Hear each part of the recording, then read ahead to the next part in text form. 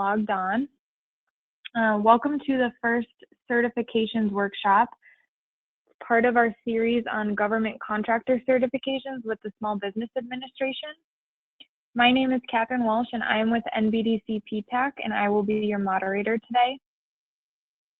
NBDC PTAC is part of the Nebraska Business Development Center. We are a statewide program, and some of the government contracting services we offer include assistance with registrations and the new beta.sam.gov, assistance with 8A, HUBZone, women-owned, veteran-owned small business certifications and self-certifications, proposal and bid review, assistance with post-award processes such as debriefs, contract compliance, and invoice submission.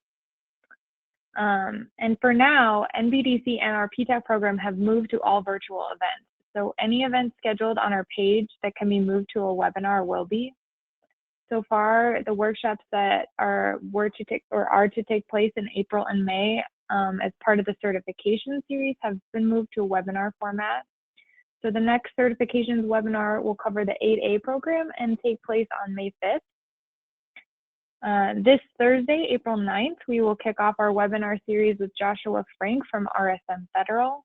If you participated in any of his webinars last year, please note that after this first webinar, all of the topics will be new. The webinar on Thursday will cover who buys what you sell, a step-by-step process. And lastly, for the month of April, we have scheduled another webinar on the Cybersecurity Maturity Model Certification, or CMMC, and that is on April 22nd. This webinar will be a repeat of the webinar from March 13th and will be again presented by Redberry Innovation. So if you missed that, make sure to sign up for this one. For the full list of events and to register for all the ones I mentioned, visit ptac.unomaha.edu/events, or you can always just send me an email. So let's get started with today's webinar. During the webinar, if you have any questions, please type them into the question box and we'll have time at the end. I will moderate everyone's questions and our presenter can answer them. Also, please note that I sent this, please note that unfortunately we are unable to send out the PowerPoint slides for this webinar. I just wanted to give everyone a heads up now so that you can take notes if you're able. I will, however, be recording this webinar, and if all goes well, it will actually record this time, and you can send me an email and request that recording afterwards. Our webinar today is presented by Lisa Tedesco, the Deputy District Director of the Nebraska District Office at the U.S. Small Business Administration. Earlier in her career, Lisa worked on the other side of things, working for a large prime contractor, and we are so grateful to have her here. She is extremely knowledgeable in the government contracting arena and is here to talk to us today about one of the many programs available to help small businesses compete in the marketplace. So welcome, Lisa, and I'm now turning it over to you. Okay, well, hello, everyone. Can you hear me, Catherine? I can. It's a little fuzzy, but I just want everyone to know we worked on it. This is kind of the best we can do for now, so I apologize, but we can all hear you, yes. All right, well, thank you, everyone, and I apologize if it is a little fuzzy. If you can't hear some things, by all means, either call in or type in your question to Catherine, and she'll get these to me at the end. We should have plenty of time at the end. So if you couldn't hear something, I can hopefully answer your question at the end. And if all else fails, we can type out these questions, get them answered, and Catherine can send them out to everyone as well. All right, so with that, can you see my screen, Catherine? Yes, we can. All right. I apologize. I'm officially getting old, so I'm not good with some of this technology, so I apologize, but it sounds like we're good to go. Well, I want to welcome everybody. Again, I appreciate, oops, hold on. Okay, why my screen won't go down? There we go, sorry. Okay. I do appreciate everybody being here today. As we all are aware, we're all in very crazy times right now, and U.S. small businesses are on our minds without a shadow of a doubt. And again, I appreciate you taking the time with these uncertain times to be with us and to hear a little bit more about the HUBZone program. Our contracting programs are still full steam ahead, so hopefully you all can find some opportunity here. Since we're doing this virtual, I don't know everyone in our audience, so I don't know who is familiar with contracting and who is not. So what I'm going to do, just give a very brief overview in the beginning about federal contracting. So forgive me for those of you who have heard some of these things before, but a lot of times we have brand new people, and I just want to give a quick touch on a couple of things, and then we'll go right into HUBZone program details and eligibility. And then at the end, I'll talk a little bit about some of the changes that have come to the HUBZone program that I think are going to make things a lot better for businesses to find opportunities in this program. So just a quick agenda, again, a few slides on a quick overview, and then again, we're going to talk about the program a little bit, what the details are, eligibility, some of the benefits, a little bit about what the application process looks like, and then again, I'm going to end with some of the HUBZone program changes that have come recently. So I like to show this slide in the beginning of a lot of my overview workshops, just to remind everyone out there, whether you're new to contracting or even if you're a seasoned government contracting small business, keep in mind the city and state and local work that is out there as well. If you're PTAC clients as well, you'll be very familiar with this. This is something that PTAC counselors work quite extensively with their clients as well to look at sort of all levels of government for opportunities. But I just wanted to remind those that are new, if you are just getting started, or again, you want to find other opportunities within your federal work as well, you may want to look at, particularly for those of you on the eastern side of the state, both City of Omaha, City of Lincoln, as well as their corresponding counties. Their purchasing departments are commingled. There is a slight vendor application, and the bidding opportunities are on the website. So these are just the links for you to take a look at. But again, you'll want to work with a PTAC counselor if you want to look at some of these opportunities. I will admit I haven't looked at these lately, given the times that we're in right now, but I do know that there are opportunities there. So again, just keep that in mind as you're putting your marketing strategy together about how you're going to break into or continue your government contracting work. I want to mention the federal regulation that governs the things that I'm going to talk about. Actually, every small business program within the federal government, and I'm going to talk about what those 5 socioeconomic programs are real quick, but they're all governed by the Code of Federal Regulation. So you may see CF for the term as you do federal work. This particular program, the HUBZone program, is governed by 13 CFR Part 126. So basically anything that governs what I do at the SBA or what you do as a small business and how you, what your eligibility is, how you move through the program is managed at the Code of Federal Regulation. It is available online these days. It's a lot easier than ordering the books that we used to have to order. And I should have put that link. It's actually ecfr.gov is where you can find all of the federal regulations that manages the various small business programs. I also like to mention Part 125, which is the Federal Contracting Programs Overview. So you can get a good overview when we start talking about size standards, affiliation, what is a small business, and so on. Those are all given in an overview in that part. And then conversely, the FAR, which is the Federal Acquisition Regulation. So you'll hear the word FAR, especially once you start working with federal contracting agencies. This is the part of the law that manages what contracting officers have to do to work with you, as well as clauses that are included in the contracts that are the things that you need to adhere to once you sign a contract with the government. FAR Part 19 is the overview on how contracting agencies work with the various small business groups. So just wanted to let you know what the pieces of the regulation are. Everything I talk about sort of picks to one of these, whether it's the Code of Federal Regulation or the Federal Acquisition Regulation. So some things you may want to look at, especially if you're going to get heavily into federal work. You really want to understand at least an overview of what these regulations talk about. So just a quick overview of sort of what does the market look like in the federal space.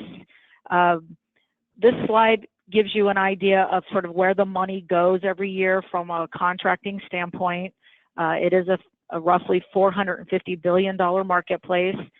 It has remained pretty steady for a number of years. What you can see in this graph is an idea of who the biggest agencies are.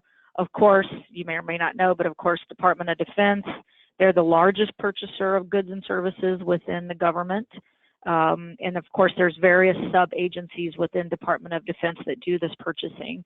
So almost half of all the dollars go to Department of Defense.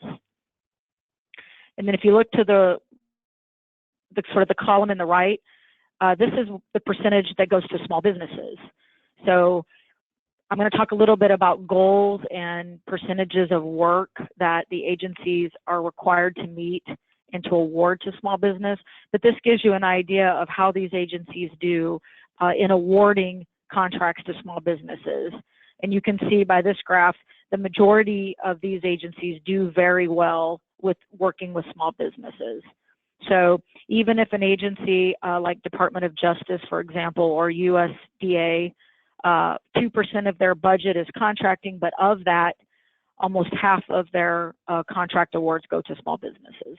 So this is just to let, again, newer small businesses out there know that, you know, the federal government working with SBA makes a very concerted effort to work with small businesses.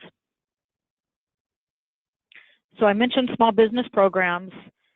If you do any work with the federal government, any federal agency, they're all monitored on how they meet their goals. SBA is the oversight agency, if you will, that monitors to make sure the agencies are meeting their goals. We do this every year. These are the 5 socioeconomic programs that we monitor with the agencies.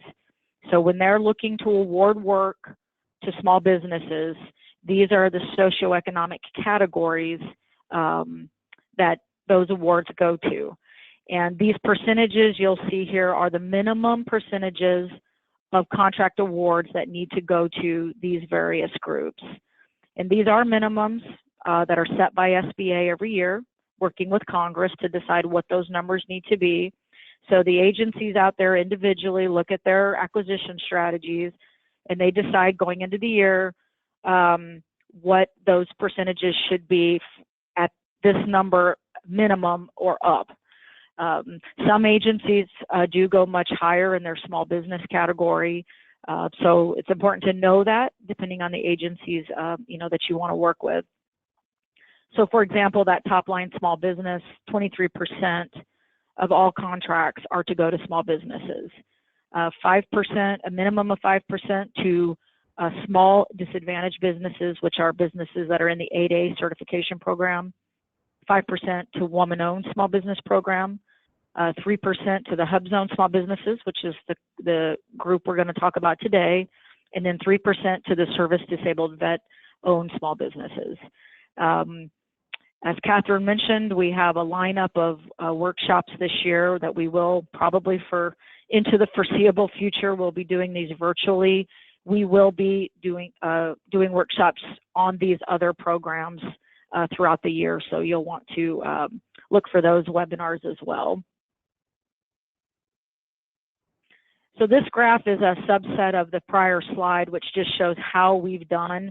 SBA does a report card every year as an overall government-wide goal and whether we've met the goal or achievement.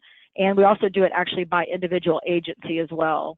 So if you really were interested and wanted to know how agencies were doing, you could actually go out to our goaling portion of our website, and you could look at the different agencies. But this is overall government-wide performance for FY18. We don't officially have 19's numbers to print yet, but you can see by this graph, the middle, sort of that middle column is the goal for this year, which represents those numbers I just mentioned, the 23%, 5%, and so on. And to the right, it actually shows how we did. We also usually, through this measurement, we show how that looked compared to the prior year as well. But the two programs that I've highlighted sort of in yellow, those are the programs where we did not meet our goals this year. And you're going to see the HUBZone program is one of those socioeconomic categories where we did not, as a government-wide whole, did not meet our contracting goal. Pretty consistently for the last few years, we have not met that goal. So SBA is working with Congress and working with the agencies to determine what can we do within these programs to figure out why we're not meeting our goals, and then what can we do to make these programs more beneficial and easier for not only companies to get certified, but make it more beneficial to be able to get awards, therefore we get that number up. And again, we're going to talk about that later on, about some of those changes that have come forward. So how we've done in Nebraska, I just would like to, for those on the call that are from Nebraska, I'm pretty proud of these numbers. A lot of this is attributed to the PTACs across the state and the counseling that they provide to the small businesses to help them with getting set up to bid and to win contracts. But looking again to the left of the goal, the national goal, how we've done in Nebraska, we've far exceeded the goals in this state. So these are awards going to Nebraska firms. And of the dollars that were awarded in 18, so about $1.4 billion in 2018, over half of that went to small businesses. So again, we do very well in the state of Nebraska with small businesses competing on contracts and winning contracts. So numbers we're very proud of. We do very well really in all of our categories, including the HUBZone program as well. That just gives you a good snapshot of how we do in the state. This is just a quick listing that I pulled for the last 3 years of some of the services that have been the top industries and the top agencies that have purchased from businesses in Nebraska. You can see by the listing on the right of the agencies, I mean, pretty much all agencies are represented across the board. Obviously, we do a lot of work with USDA in the state. We have a big USDA presence across the state, so there is a lot of local work, especially for the small businesses that are within close proximity to USDA facilities. So that's made us, had us do very well. The Air Force, we work a lot with the Air Force, which is primarily Offutt Air Force Base. The Corps of Engineers does a lot of work here. We do have a purchasing office, the Omaha District in Omaha, that does a purchasing for an 11-state region. So again, this just gives you kind of a snapshot of how we've done in terms of services, computer design, a lot of other professional and technical services. We do a lot of things in engineering, and then of course construction. Construction has always been very important to the state, and we do a lot of things and have a lot of great contractors doing construction. So just a good overview. But again, this is a snapshot. Catherine may mention it again at the end, and I'll mention it throughout for those of you that don't work with PTAC. If you've started to put your marketing strategy together and you're thinking about what you want to do in the federal government, you really want to work with a counselor to sit down and talk about that strategy, and they can do some market research for you to determine which agencies are going to best align with you and the services or products that you sell. So then you can really hone in on what opportunities are out there. One thing to keep in mind, you know, for every federal dollar that is spent in contracting, that's a taxpayer dollar. So that information is available to you somewhere. Of course, the hard part is it's such a vast, large, you know, thing that trying to find that information sometimes can be, you know, daunting because it is a big world. So that is something PTAC can absolutely help you narrow in on. And I'm going to show you a couple of websites as well if you wanted to do some initial research on your own. So just a quick overview of steps that you need to think about with getting yourself started. I won't go too heavy into this. Really, these are the kind of things that you'll sit down and work with a PTAC counselor on. But I'm going to mention real quick what NAICS codes are, just again, for those of you that are new. Understanding whether you're a small business under those industry codes. You need to get your company registered in 2 databases. Right now, the website to register your company is the SAM database. And then a subset of SAM is the Dynamic Small Business Search database. So those are 2 databases you'll want to be registered in order to do work with the government. I already mentioned this, but you're definitely going to want to, again, work with PTAC to develop your marketing strategy and do your market research. You don't just want to say, I have this service and I want to sell it to every agency or any agency. You will spin your wheels. It's much too large. You need to prioritize and you need to focus to get yourself started, especially when you're first breaking into it and you're trying to get some work under your belt. You do need to learn what certifications you might be eligible for. Again, I mentioned those 5 programs that are recognized by the federal government. Again, today we're going to talk about HUBZone. You'll want to understand what the federal government buying strategies are. So again, you say, I want to work with Department of Defense, but there's going to be sub-agencies that probably are going to more align with purchasing what you sell, and others may not at all. And then based on that, you're going to want to know, where do those purchasing offices reside? You know, if I want to sell my product in Montana, is the purchasing office in Montana? Maybe they're here in Omaha, and so on. So those are some of the different things that you're going to want to think about. Real quick, NAICS codes.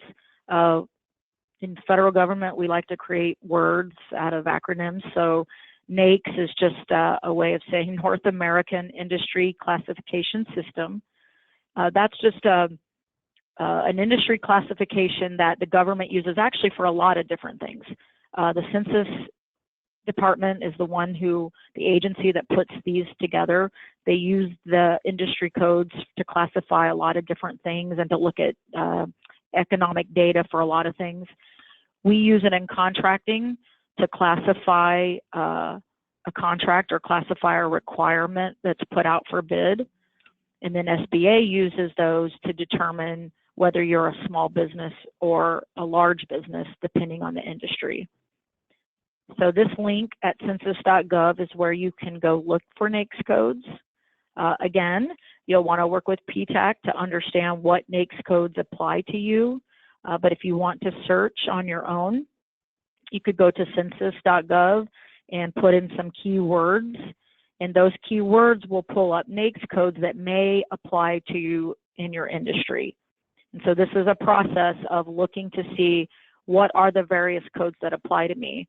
You're going to likely have one primary code, which is the industry that you do the most of your work, but you may have secondary codes.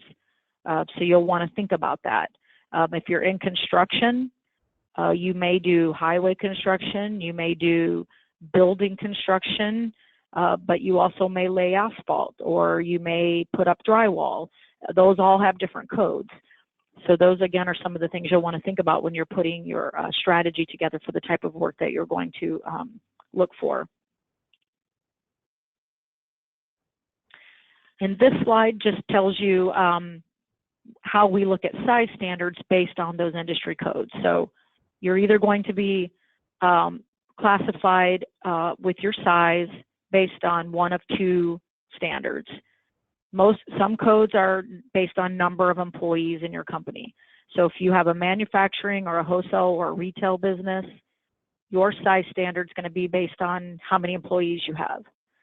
If you're in the services industry or construction, which is by far most of the industry codes, it's going to be an average annual revenue. Now, just this year, the average annual revenues was always looked at over a 3-year average. It's been that way for as long as I can remember. Just this year, the regulation and the law changed, we're now going to start looking at average annual revenues over 5 years, which is really going to be beneficial for small businesses. So that way you can spread your revenues over and your size standard over 5 years, which would hopefully, keep you small maybe a little bit longer. We are in kind of this flux period, if you will, right now. SBA decided they didn't want to just flip the switch to 5 years. So we're in a period where, depending on your business, you can either utilize the 3-year average or the 5-year average for about another year and a half. And then on January 6th of 2022, it will go to a full 5-year average. Anyway, that's not what this particular class was for. If you have more questions about that particular regulation, that's something that you can work with PTAC to talk about. But anyway, that's how you're going to determine what your size standard is, and if you're small or large, again, based on your industry. So the link below just gives you a link to where we keep our table of size standards. So you'll want to keep that.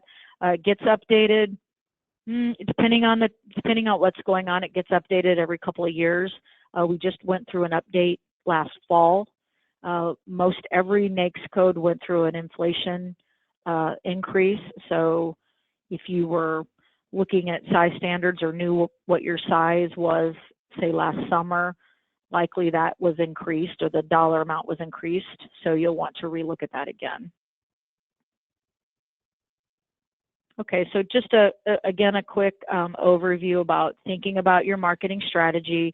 I won't go too heavily into this, but these are just some things that you'll want to discuss with a PTAC counselor when you're thinking about what type of work do I want to pursue.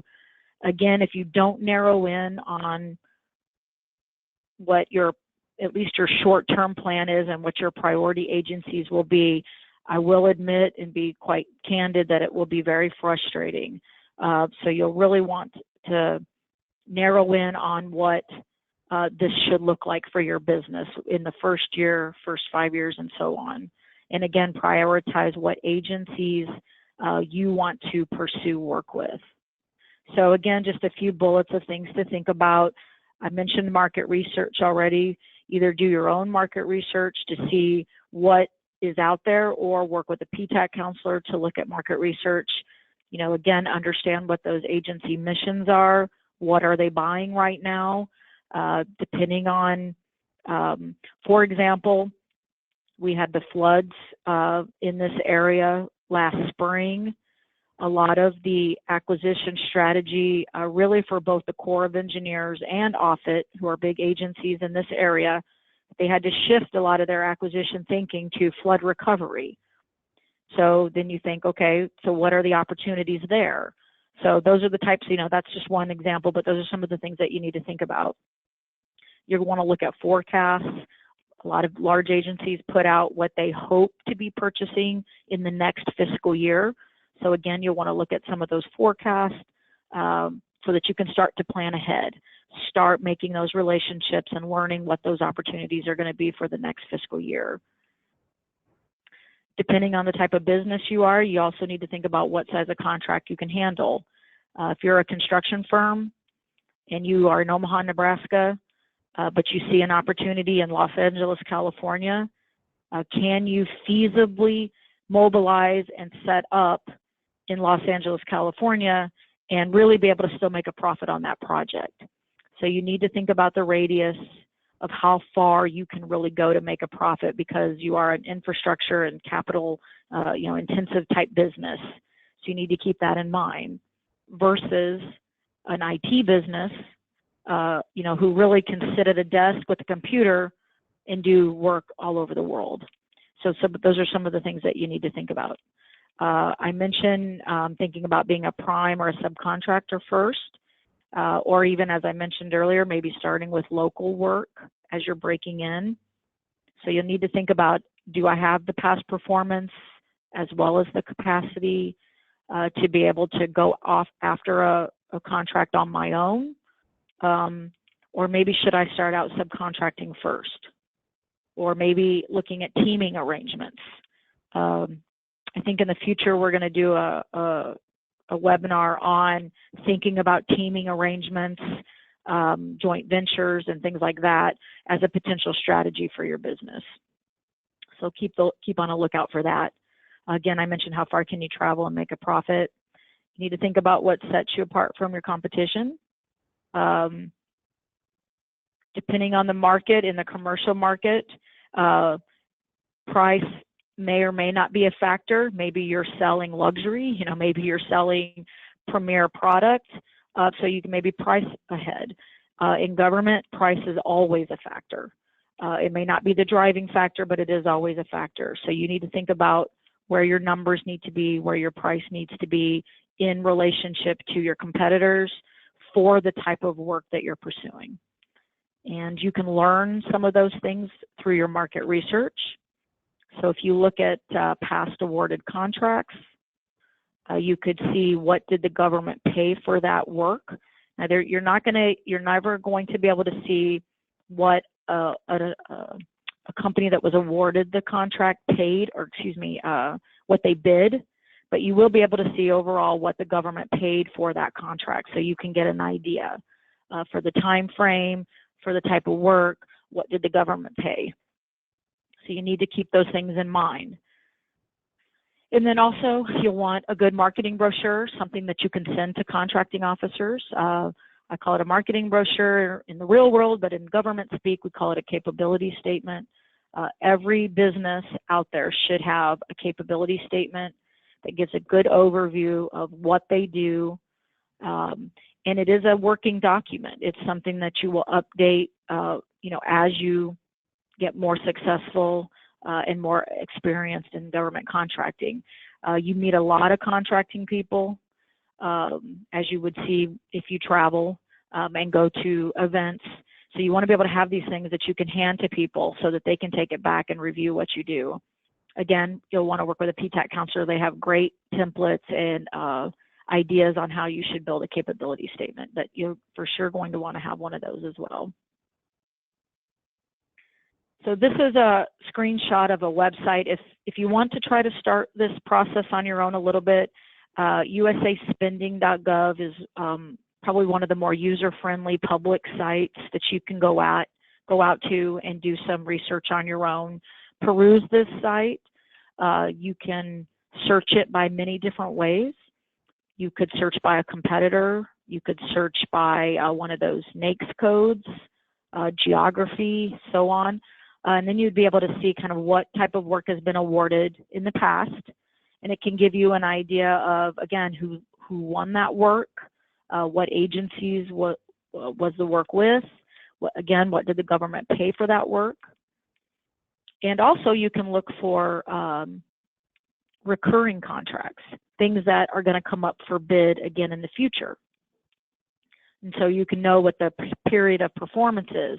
So if you maybe want to bid on the next contract, you can get a good idea of when it's going to be ending, and then you can start putting your plan together to bid on the next piece of work when it comes open. So again, usaspending.gov is just one of many sites, but it's at least a good public site that you can go to start doing some research.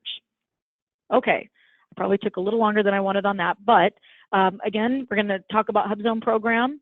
And then again, if you have some questions about the other information as well, let Catherine know, and we'll try to get those questions answered at the end. So I mentioned it earlier, the HUBZone program, it's governed by 13 CFR 126. So if you do want to look at the rules on your own and you want to look on it on the web, you could certainly go do that. HUBZone actually stands for Historically Underutilized Business Zone. And it was a program that was created through the Small Business Act, really to help small businesses, not only the business themselves, but the people they employ in areas that are considered disadvantaged. HUBZone areas are typically areas of low median household incomes or high unemployment, or both. So these are areas that are looked at every year to see where those maps and those boundaries need to be drawn. I'm going to talk a little bit about it here in a couple of slides, but there is a mapping system on SBA's website that you can look at to see where those boundaries are, keeping in mind that depending on census data that comes in, which, we're getting ready. We're going through another census overhaul right now. Some of those boundaries could change, but we'll talk a little bit about that. Again, it's a federal contracting program to help small firms in those hub zones increase employment opportunities for people who live in the hub zones. Again, we're looking to raise the income level and lower the unemployment level within these hub zone areas. A few more stats just to give you an idea of how the HUBZone program has done. I mentioned earlier, at a national level, we tend to not meet our HUBZone goal overall. So agencies are absolutely looking for good quality HUBZone certified firms that can perform the work that they have, again, because they're not meeting those goals. So they're looking for good HUBZone firms. But nationally, give or take, depending on the year, there's about 7,000 firms that are certified in the program nationwide. In 2018, we did about just under $10 billion to HUBZone certified firms. And again, we fell below the 3% goal and hit just about 1.8% of dollars.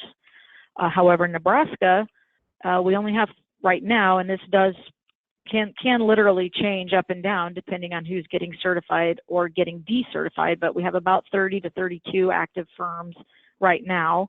I ran this a few months ago. And in 18, we did about 88 or almost $89 million to HUBZone certified firms, which is a huge increase from the year before, up 25%. And again, that equated to about 6% of the total dollars. So we almost over doubled the HUBZone goal in Nebraska. So we do have good HUBZone firms in Nebraska doing good work. So eligibility requirements for the program. First and foremost, of course, as with any of these programs, you must be a small business. So again, I mentioned what our size standards are based on your NAICS codes. So you must be a small business. You must be owned and controlled by a U.S., at least 51% by a U.S. citizen. That too is every program that we have. But the two primary pieces for HUBZone, one, your principal office must be located within a HUBZone, and at least 35% of your employees must reside in a HUBZone as well. It does not have to be the same HUBZone as the office. You could be a company that has essentially employees and staff all over the country, if you will. As long as they live in a HUBZone in their state, that would qualify towards your 35%. So just to let you know, sort of how do we define a principal office. Your principal office means it's the location where the greatest number of your employees report to or perform their work. Now, we make that distinction because a lot of people will say, well, what about construction sites? That's excluded. That doesn't count. If your employees report to a construction site for a minimal given period of time, that doesn't count. But it's where the majority of your employees report, or the main office where they're paid. That's considered your principal office. So it may or may not specifically be your headquarter office. I mean, 99% of the time it will be your headquarters, but sometimes there are nuances that can affect that. Right, and then the second bullet, I apologize, that's what I already mentioned. So your primary industry, if you're in a service or construction field, it excludes an area that might be a job site location. So that wouldn't count in this instance. So I mentioned the other portion was the employment piece. At least 35% of your employees must reside in a HUBZone. We define right now employee as working 40 hours a month. So if they work at least 10 hours a week, they're considered an employee and they count towards your 35%. I mentioned employees don't have to live in the same HUBZone as your principal office as long as they live in a HUBZone. We like to make the distinction that if you are really looking at it and you teeter on the percentage, we do round up to the nearest, if it's a fraction of, which can happen, if it's a fraction of percentage of employees, we round up to the nearest whole dollar. The best thing you can do, and I have a slide about the mapping tool. The best thing to do before you even think about applying is go and run the addresses of your employees in the mapping system to be able to see how many of them reside in a hub zone, and then do the calculation, and then you'll know if you meet the 35% or not. I'm going to mention this again at the end when I talk about HUBZone program changes, but I wanted to mention it here. One of the new regulations that has come into place that is a law now, and this is again one of those regulatory changes that SBA has tried to make to help people meet the HUBZone certification or requirement for the employee count a little bit easier.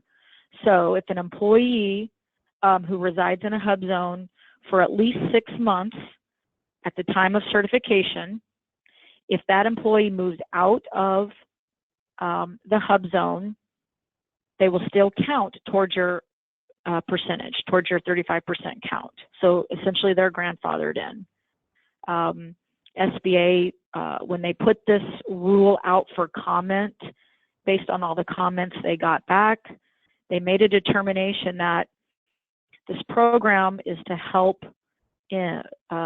small businesses and employees, quite frankly, to become successful and to better themselves. So if an employee, gets promoted or whatever, does well, gets a raise and does well with the company, and then therefore wants to move out, they want to buy a, maybe a bigger house or whatever, we shouldn't penalize both the employer and the employee for doing so. So, but again, you just have to meet the minimum of 6 months at the time of certification. So you have to have been there for that period of time within the company. And then again, if you move out, you can still count that towards your employee count. So I think that's going to be a great change that is going to help a lot of businesses. Just to give you an idea about qualified areas, this is kind of the geeky stuff, if you will. We do, believe it or not, have questions about how are they determined. You can certainly go out and look at these things if you'd like, but it basically covers 4 types of areas. For most of us, it's going to either be a census tract within an urban or city location, or it's going to be based on a non-metropolitan county. So an entire county could be considered HUBZone. And then the other 2 areas are Indian reservations are considered HUBZones.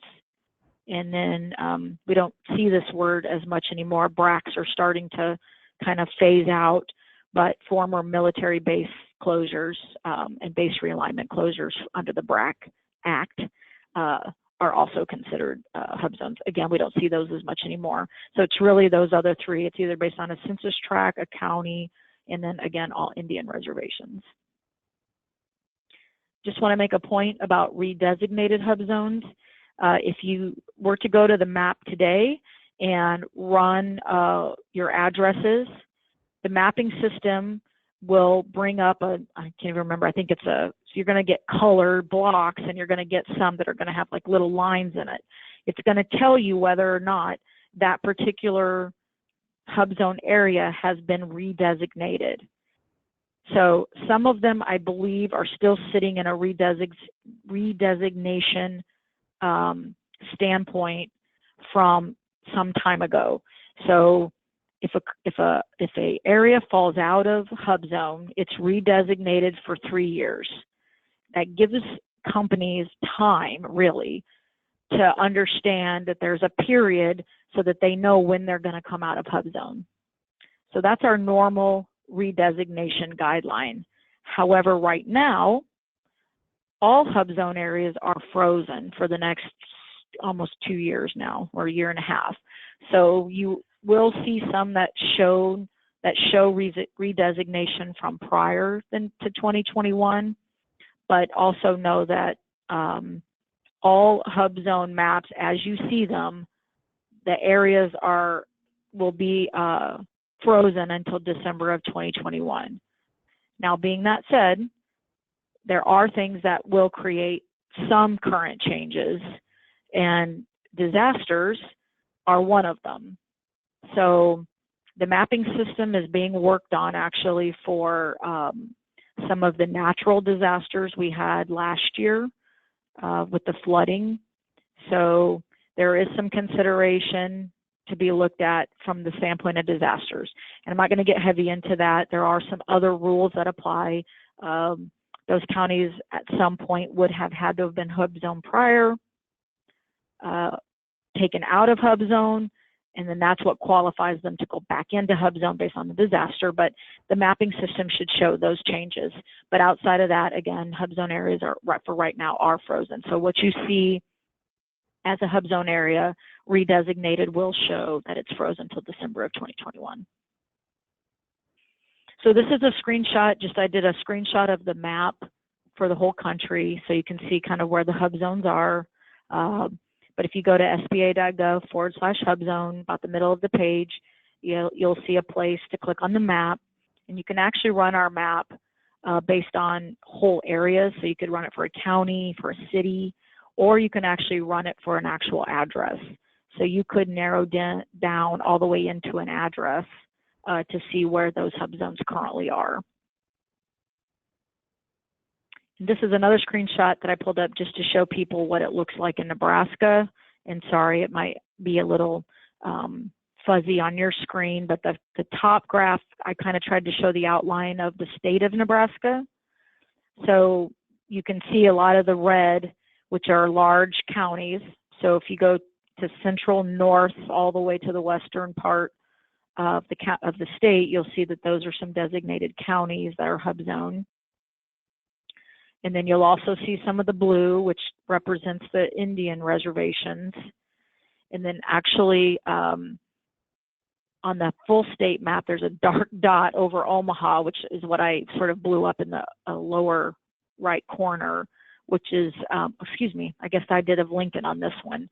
It would be the same thing for Omaha, though. You could actually zoom that map in and you would be able to actually see where the boundaries are for a particular area.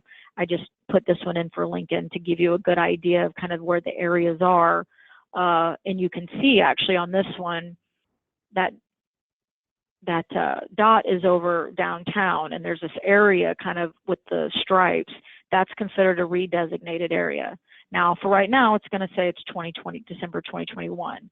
But during other given points of the year, that HUBZone area may have a different date on the redesignation. And so you would be able to know that if your business or your employees' homes live in those areas, it would tell you when that area will be coming out of HUBZone, so you could plan accordingly. So the biggest benefits to the program, again, I mentioned the set aside. I mentioned earlier the 3% goal that the government is trying to meet on awarding HUBZone contracts. They do that generally through set-asides. We do another class on set-asides. I'm not going to get heavy into set-asides, but set-asides are what contracting agencies do when they, again, look at their acquisition strategy. They're looking at, can they set aside contract opportunities for just members of that group to bid. In this case, it would be a HUBZone set-aside. So only certified HUBZone firms would be able to bid on those set-asides. And that, in large part, is how they meet their 3% goal. The HUBZone program does have a price preference component to it that none of the other programs have.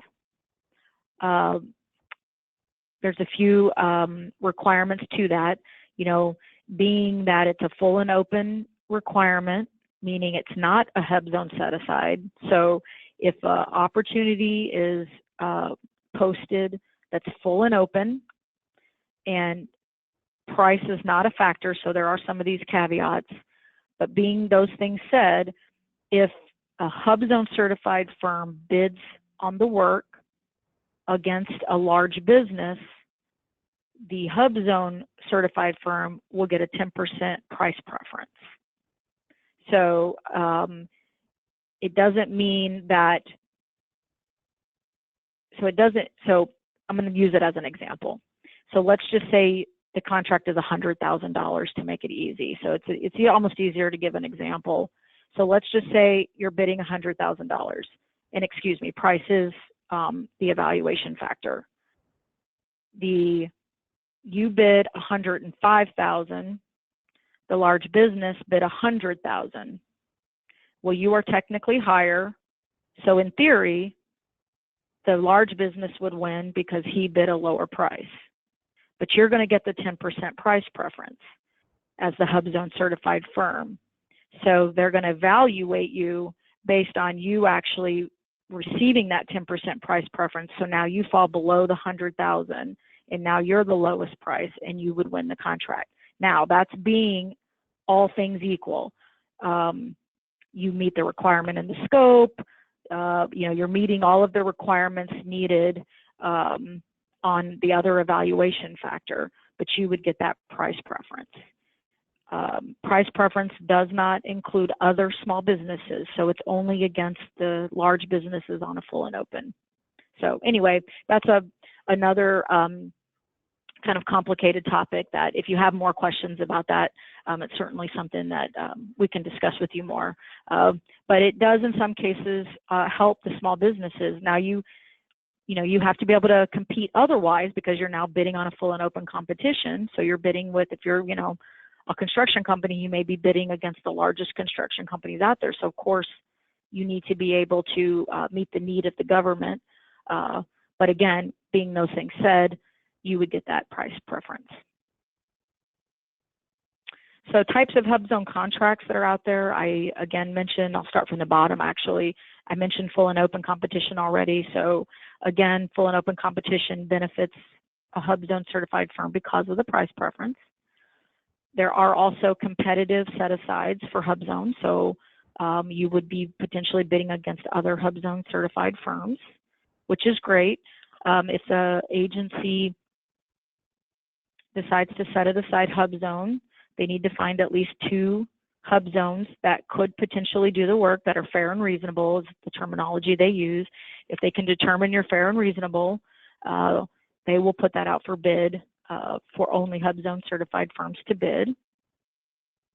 And the last one, which I will mention, it's not commonly used because it is a hard requirement to meet, but there is opportunity for sole source awards in the HUBZone program, as with other programs. They must compete it first if they can't find at least 2 HUBZone certified firms that can meet the requirement, and they do find one, the agency could in fact award it sole source. Now, that's the regulation on the small business side. Agencies have different rules and different things that they look at as to what meets sole source. So I will admit that you don't see a lot of those. It's hard to just find one anyway, but it is out there. There is a cap on the size of those contracts, but it is an opportunity. But more importantly is that number 2, which is the competitive requirements. If we can get agencies to set aside things for HUBZone certified firms only to bid, obviously that narrows your competition, that much more, and you're only bidding against other HUBZone firms. So, and I think one thing I want to mention here too, I mentioned it earlier, we don't really cover it in this particular class, but you're going to build a SAM profile. You're going to work with PTAC. You're going to build a good SAM profile. As a subset, you're going to build a good DSBS, we call it, or Dynamic Small Business Search, which is your SBA profile. Again, it's a subset of SAM. You really want to make sure that you've built a very good, thorough, complete profile because we want agencies out there looking for you, especially if you're a HUBZone certified firm, which once you build that profile, because it is an actual SBA certification, once you build that profile, SBA will go out and mark that you are HUBZone certified. So agencies could search by HUBZone certified firms, and that's a really good way for them to find you and know that there are businesses out there that can do their work that are HUBZone certified. So that's sort of something for another conversation, but again, that's part of your marketing strategy, is making sure that if you are HUBZone certified, make sure you have a good, thorough profile so those agencies can find you. Okay, so if you want to look at the application side of it, the checklist to prepare for getting certified is actually housed at that link up top, which is certify.sba.gov. The reason it sits there is the certification for HUBZone will eventually be on the on the Certify website. The 8A program and the Woman-Owned Small Business program are housed there with the idea that all SBA's certification programs will be on that website. But for now, just the checklist for HUBZone certified firms resides there. So this is just a screenshot for you to see. You click on the link, one of those links there that shows HUBZone certified, HUBZone program preparation checklist, and it'll give you a PDF of the checklist. This is essentially the things that you need. I won't go into all of these, but you again need to make sure that you're registered in SAM, have all your registrations set up, and then all of the things that you need to show that you're a small business, that you do operate, you know, as a legal entity in your state. So that's what some of these things are going to show. And then you're going to need proof of your principal office, basically, and then official payroll and proof of your employee residency. If you have all of those things, this program isn't too bad for getting, if anyone out there has tried some of our other programs, they're quite a lot of paperwork is needed for some of these. This one is not quite as bad. It's a little more streamlined. And as well, they're getting their turnaround times much better these days. So things are really flowing much better at the HUBZone program. I think once we fully move the certification to Certify, it will run even better because for right now, it's at this website. This is an older website of SBA's. As soon as HUBZone moves out of it, we're going to shelf and retire this program, but it's called the GLS system, General Login System. Again, this is where you currently apply for the HUBZone program. So you'll put your application in here, then a HUBZone program person will contact you for the documents. So that's essentially how that works. And this is, again, the link to Certify, where they will probably have you upload your documents eventually. So I just want to mention that if you do get certified, something you want to think about prior, you are subject to a range of activities, so you have to be prepared for things like that. It is now an annual recertification, so I'm going to talk about that here in a little bit when I talk about some of the changes, but it is an annual recertification.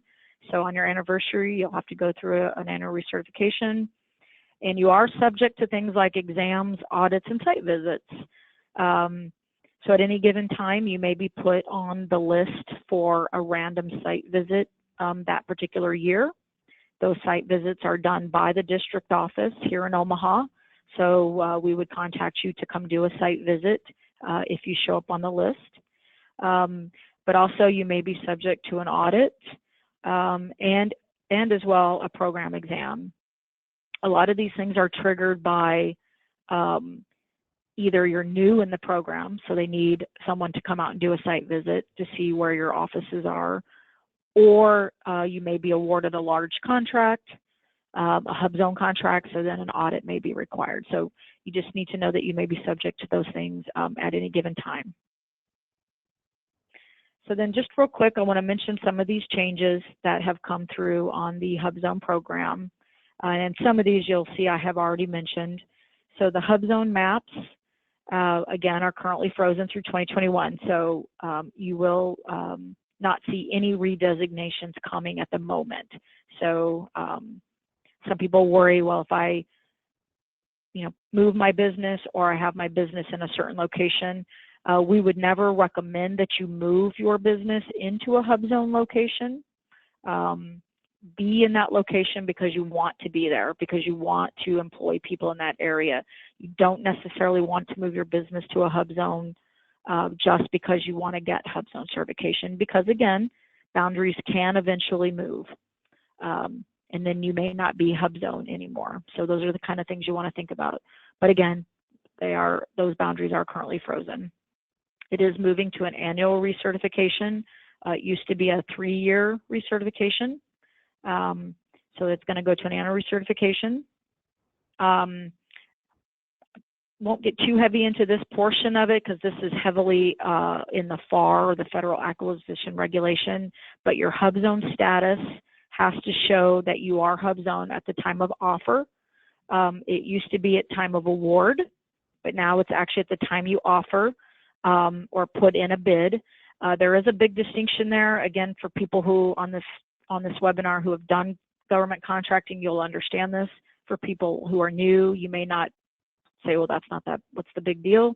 Time of offer and time of award can be sometimes a very large span of time, depending on the agency and depending on the work. Most of the time we hope, especially smaller contracts, we hope can be awarded, fairly quickly after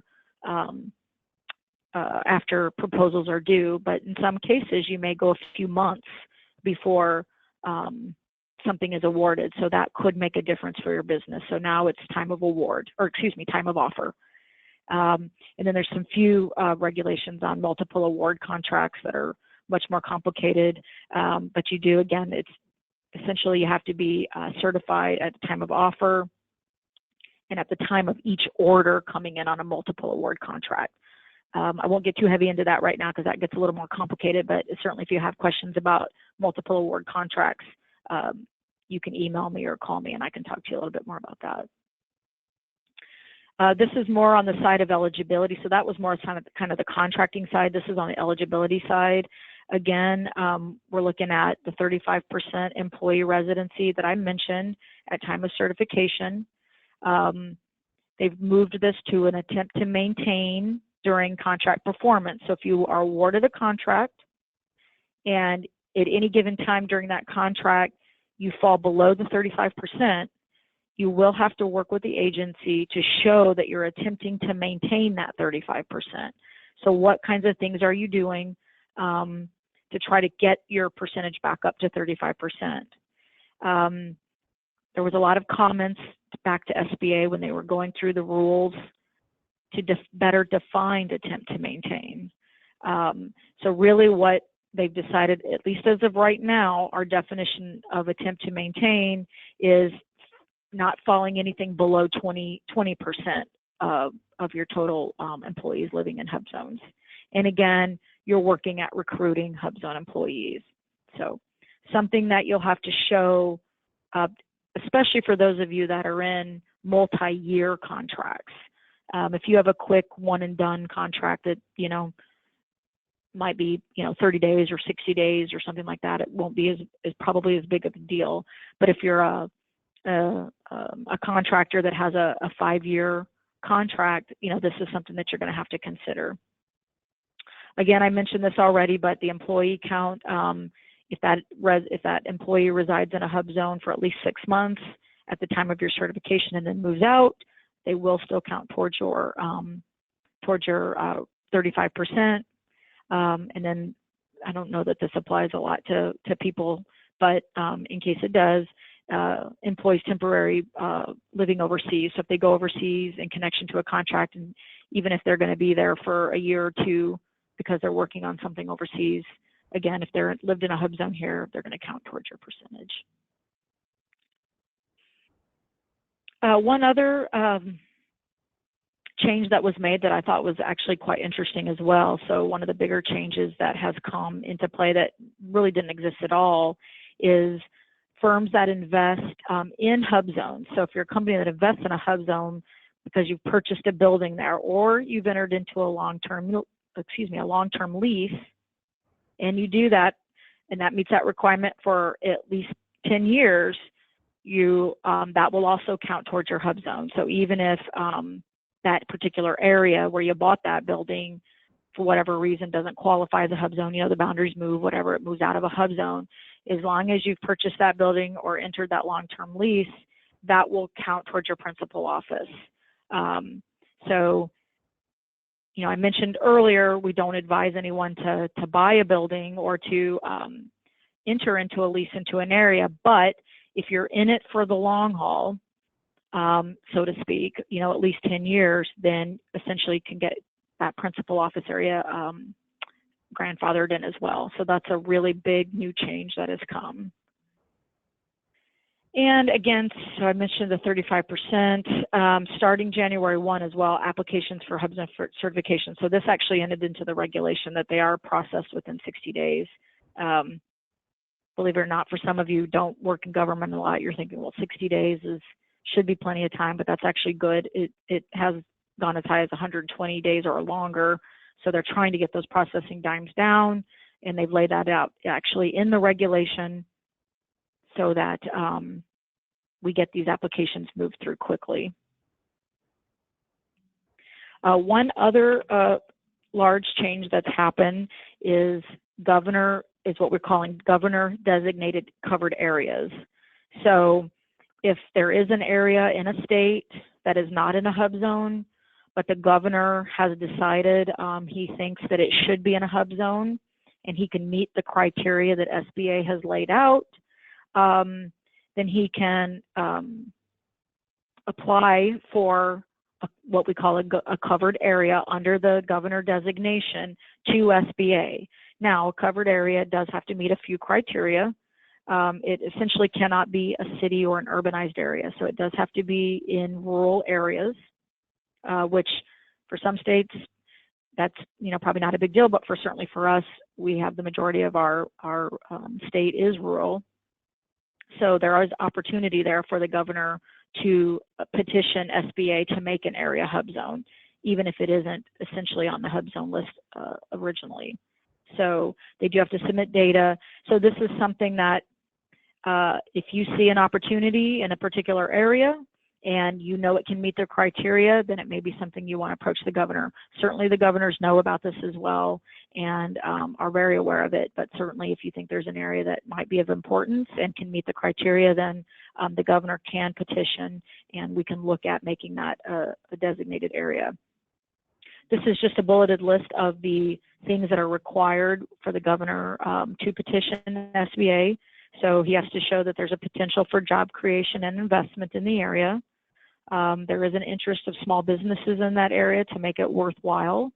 How the state and the local government officials incorporated that covered area into their overall strategy. So why would we want this to be a hub zone area? What do we need hub zone designation there for? And then how it will impact the covered area by getting the hub zone designation. So that's really not necessarily for small businesses to worry about, but I've been asked questions by small businesses, well, what does the governor have to do? What are the requirements in order to look at an area? So this just gives you an overview of what that looks like. And with that, there's the HUBZone email. If you have any questions about HUBZone, you can absolutely email the HUBZone email box. They do respond to those emails. There is someone who watches that mailbox daily, so you could ask questions. I will say that I do not know right now, SBA, as you can imagine, we're quite busy working through some of the economic injury type loans that have come out through the stimulus bill. But normally, the HUBZone office has an open forum or an open line on Thursdays, so every Thursday from 2 to 3 Eastern, or I guess 1 to 2 our time, where you can actually call in. And again, it's an open forum with HUBZone experts that you can ask questions as well. So this is the call-in number and the access code if you want to call in and ask some questions as well. Again, it's not a prescribed set of conversation topics. It's literally left open based on the questions that the public has. But also you can contact us here in the local office, sba.gov/NE for Nebraska. That's our local page, and that's our phone number here. And I didn't put my contact information, I apologize, but you can certainly find my information at our local website as well. We do offer a lot of other webinars as well in conjunction with not only our resource partners like PTAC and the Nebraska Business Development Center, but we also offer other topics. Of course, right now, as Catherine mentioned, everything we're doing is virtually right now, but we do have things out there that we're offering for all types of startup topics as well to help any business who's either growing or wants to start up. So check our calendar at that local page as well. And with that, thank you, Lisa. That's all I have for today. Yeah, thank you. I have a few questions in the box. If anyone else has other questions, please type them now into the question box. Question from Jonathan. Earlier in the presentation, I think he's referring to is why were the goals not met for women-owned and HUBZone this set-asides this year? Were they denied applications, or why would a goal not be met? Yeah, that's a great question. And, you know, that's one of those things that SBA is continually reviewing, particularly the woman-owned program and the HUBZone program have particular nuances that have caused, I believe, why we haven't been able to meet that goal. The HUBZone program, the changes that you've seen that I just mentioned are part of the reasons why we think we haven't met our HUBZone goal.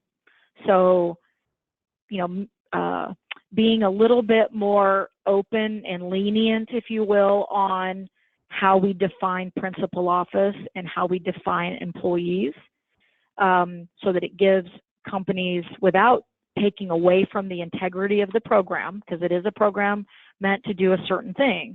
So without taking the integrity of that program away, but open up more flexibility to, for example, you have employees who are in the HUBZone, but then they move out of the HUBZone and they still count, things like that. Because I think most of the trouble that we've had with the HUBZone program is firms losing their designation because they can't meet those requirements. So we're hoping by, again, adding more of this flexibility to meeting the eligibility for both principal office and employee count, we can get more firms to not only come into the program so that we have more certified, but then less that fall out of the program. So it's going to be interesting to see now that these things have just gone into, most of those regulations just went into effect in January. They're really brand new. So it'll be interesting to see after this first year, and I don't know about this particular year now because of the time we're in, but certainly over the next couple of years to see, has that helped with certification so that we can see more opportunity for businesses to get HUBZone awards. The woman-owned program is a little different. The person that asked the question, I don't know how familiar you are with the woman-owned program, but that is a program that is really a quasi-certification, if you will. It's not really a certification, it's a self-certification, but it does require documentation. And at the end of the day, no one reviews that documentation. So contracting officers have concerns over the self-certification, and quite frankly, so does SBA. It's really a program, in my opinion, that wasn't set up from the beginning in a very structured way so that we could monitor it very well. So we have a lot of fraud, if you will, that has occurred in that program over the years, or contracts that have been awarded to women-owned businesses that really shouldn't have been. And when I use the word fraud, I mean things that were not as they were seen. So, and sometimes it's people just don't know what they don't know. They don't purposely mean to, they just don't understand the requirements. So one of the changes that's occurring there is we are going to a full certification. Now, again, we may have gotten a little behind now because SBA is all hands on deck working through our disaster loan program. But I'm hoping we're still on target. The certification for the woman-owned program is supposed to occur in June. Hopefully, if we're still on target, it will be a full certification. Okay, great. Thank you, Lisa. Can you go back to the previous slide Sure. with the contact information, please? Sure. Let me try. Okay, there we go. Great, thank you. I have another question from Frank. Can we get a checklist to go through step by step to qualify for bidding on government contracts and or a specific contract to work with very small businesses with less resources as a larger business? A checklist to bid on government contracts? Well, actually, that's a great segue. Go ahead, sorry. Oh, no, go ahead. I was just going to repeat the question. Well, I was just going to say, go ahead. Okay, well, if I'm understanding the question, if you're saying just generally a checklist to bid on contracts, actually that's a good reference point for me to mention PTAC. So you're going to want to work with Catherine to get yourself working with a PTAC counselor so they can help you with how to set your business up to bid on contracts in general. For this particular presentation, for the HUBZone certification, there's some checklists out there for the different programs on getting certified, but a general, and I don't know if you want to speak to that, Catherine, but you definitely want to speak with PTAC about setting up your strategy on how you're going to go after government work, whether or not that's a written checklist, but certainly they can sit down with you and step you through that process. Yes, great. That's correct. I also think Frank is referring to possibly subcontracting with like a HUBZone business or another smaller business that's a set aside. If you are a large business, is there a way to, do we have lists of smaller business that a large business could work with to bid on a contract, or the steps for that? Okay. Oh, sorry, I apologize, I didn't understand. Okay.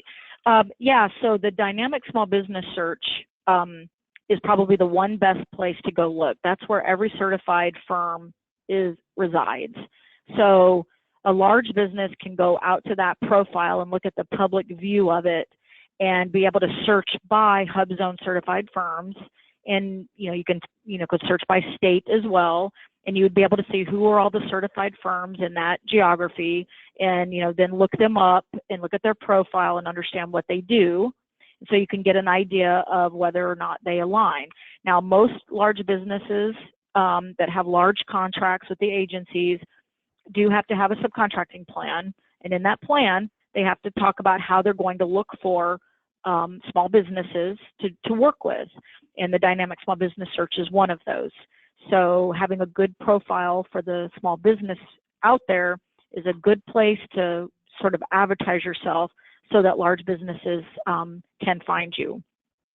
Otherwise, I think we're actually going to do a class completely on subcontracting strategies, so I won't go too heavy into it, but you definitely need to get to know who the small business officers are in those large companies so that you can start to form a relationship with that large company.